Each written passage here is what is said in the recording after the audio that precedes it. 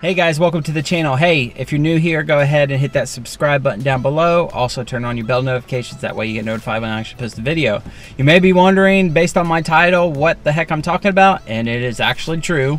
It's a small little band-aid right here, but I'm gonna get into the actual story. But so, I was working on my 335i underneath the car, obviously. Now, what happened to me was I was, of course, jacking up the car, getting underneath it. So what I was doing is I pulled off the heat shield from the actual axle boot, pulled it down. I got out of underneath the car, went to get a few tools because I was trying to do the DIY video for changing out your front primary O2 sensors. So when I got back underneath there, I was trying to fumble around and get some tools, and I turned my head. I was thinking that it wasn't that close to me when I was actually turning my head, so I turned my head in it and slipped my forehead right there. Nothing bad. It wasn't even like bleeding really at all, so it's just a simple little cut. We all have battle scars or whatever when working on a car. That's really the least thing that I would think that would happen to me. However, over the course of 2 days, it went from just a little kind of scratch on my forehead to about a knot size about this big and like this thick. So I had to go to the actual ER just because it was going down the side of my face. It was impacting my lymph nodes right here. And really what I had was just a real bad case of an infection, of course. And so I had to get on antibiotics and I had to do all that kind of stuff. Well, that still wasn't working because it was getting worse as the days went on and stuff like that. So to have a little band-aid here right on my forehead is definitely great just because of how bad it was before. But so the problem was that those antibiotics that I was taking, they were just not doing anything. So I had to go and get even more antibiotics. I was taking 6 pills a day of antibiotics just to be able to fight this thing. So really just kind of, that aside, obviously that's kind of what happened to me. This has been my week. It's still kind of bad, so I'm still somewhat recovering.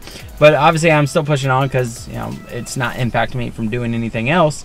But it's just one of those things I wanted to bring up. If you are going to work on your car, even if you're as skilled as can be, things happen accidentally. I mean, really, I think the biggest kind of advice is if you are going to DIY on your car, you want to make sure that you do the proper technique. If you jack up your car, put jack stands underneath it. If you're doing certain things, always check out some DIYs previously, just so you know, just so you have a heads up as far as what you're getting yourself into. That way you don't start taking stuff off or breaking parts or whatever be the case. So just be careful in mind, and so that way when you're working on your car, you don't get yourself all hurt or you drop something on you. Also, if you're underneath the car, especially, well, really any kind of car, wear eye protection, just because there's dirt and dust and metal pieces and all kinds of crap that can just fall right in your eyes. And be the case, or obviously check your surroundings a little bit more.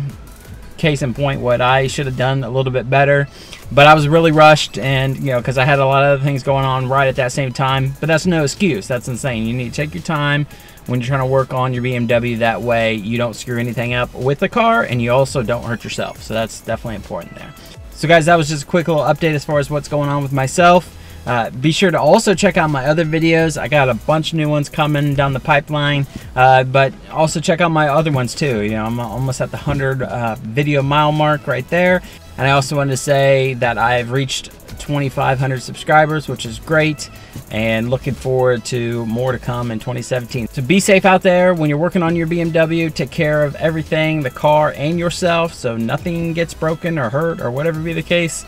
And you'll be smooth sailing at the end of the day when you're done with your project. All right, guys, please be sure to subscribe, like, and comment. I'm out of here. I'll check you later.